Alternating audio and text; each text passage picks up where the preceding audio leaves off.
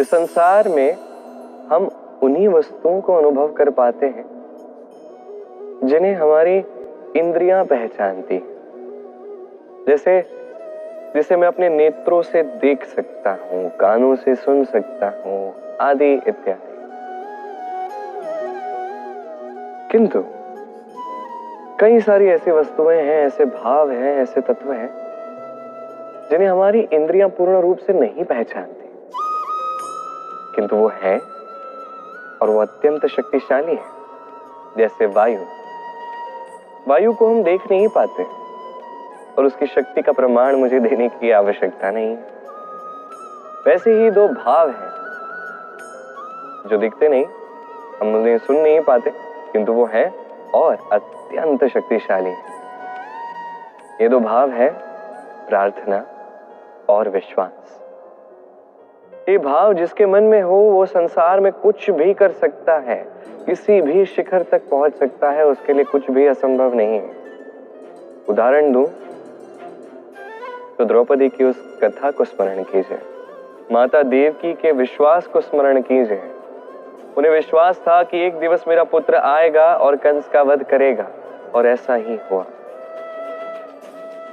सत्य कहूं तो ये संसार मुझे ईश्वर कहता है, किंतु मैं ये मानता हूं कि मैं बस सबकी प्रार्थना और विश्वास का एक उत्पाद हूं। इन्हीं की प्रार्थना और विश्वास से ईश्वर को शक्ति मिलती है और उसी शक्ति से वो सबका भला कर पाते हैं।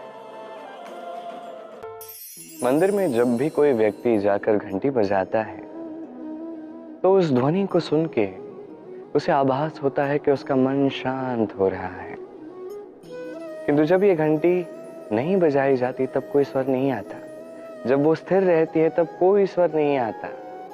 जब हम उसे पीटते हैं तब उसके अनुनाद करते हैं, गतिमान होते हैं, और तब जाके ऐसी ध्वनि उत्पन्न होती है जो हमारे आत्मा तक पहुंचती है और मन को शांत कर देती है। इससे हमें क्या सीख मिलती है? ये यदि आप जीवन में बंधे हैं तो रुकिए मत, स्थिर मत रहिए, गतिमान रहिए, प्रयास कीजिए, कभी भी रुकिए मत। उदाहरण दूं तो कोई व्यक्ति परिवार की डोर से बंधा हुआ है, कोई कर्म की डोर से, कोई मोह की डोर से।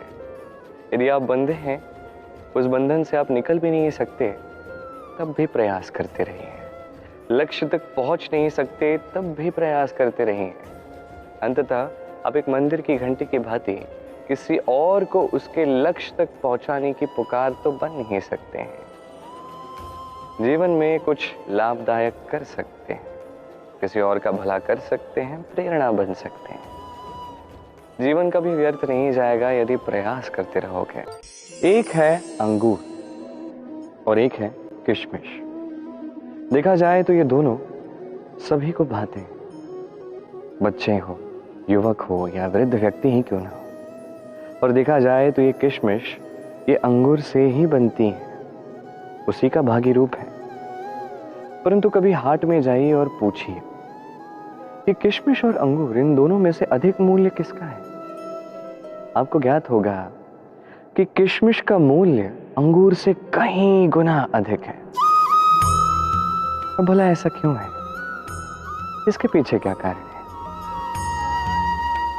एक वो अंगूर है जो ताजे ताजे बेल से निकाला जाता है, और एक वो किशमिश है जिसे महीनों तक धूप में रखा जाता है। एक वो अंगूर जो अत्यंत रसीले, और किशमिश में कोई रस नहीं। एक अत्यंत कोमल और सुंदर, दूसरा खुरदुरा और उसमें सुंदरता का कोई नाम नहीं, तब भी मूल्य अधिक। ये सब होता क्यों है? बस इसलिए होता है कि वो अंगूर कई महीनों तक धूप सहता है, कष्ट सहता है, तब जाके वो अंगूर किशमिश बनता है।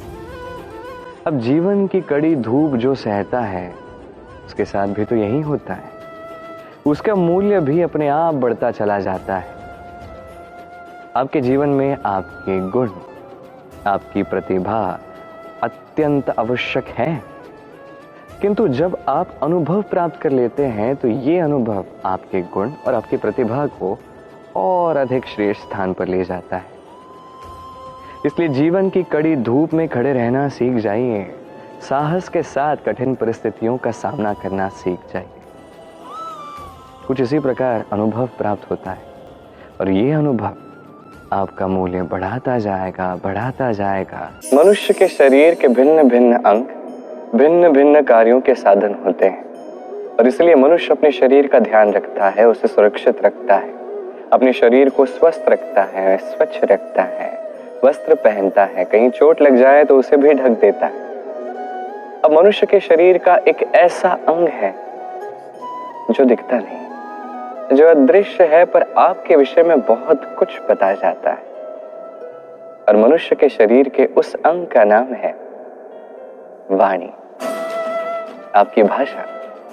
आप जिस तरह से बात करते हैं, जिससे बात करते हैं, जो आपके शब्दों का चयन है, वो आपके विषय में बहुत कुछ बता जाता है, आपके व्यक्तित्व के विषय में बहुत कुछ बता जाता है। इसलिए सदैव कुछ भी कहने से पूर्व एक बार सोच लीजिए, अपनी वाणी पर थोड़ा नियंत्रण रखिए। मेरी माने तो इस हृदय को शुद्ध कर दीजिए। ये हृदय जब शुद्ध होगा तो सदैव मीठी ही वाणी बाहर आएगी। जीवन में 3 बातें हैं, 3 वस्तुएं हैं जिनके वश में आपको कभी नहीं आना है। पहला है धन।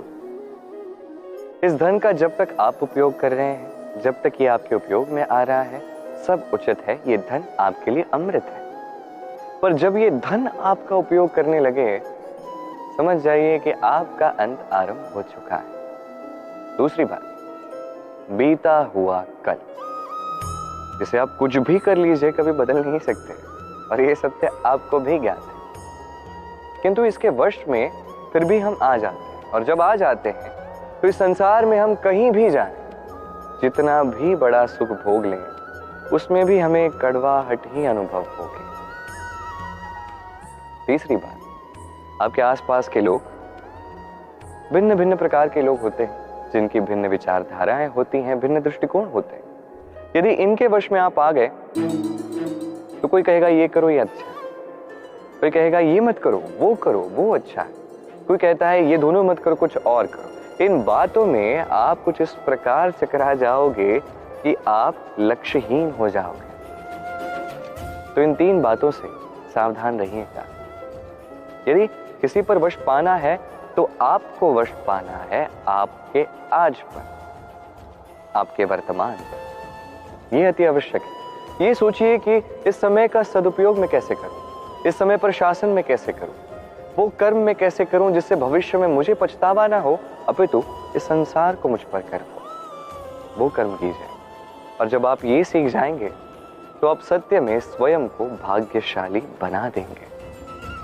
आइए मेरे साथ प्रेम से कहिए, राधे राधे।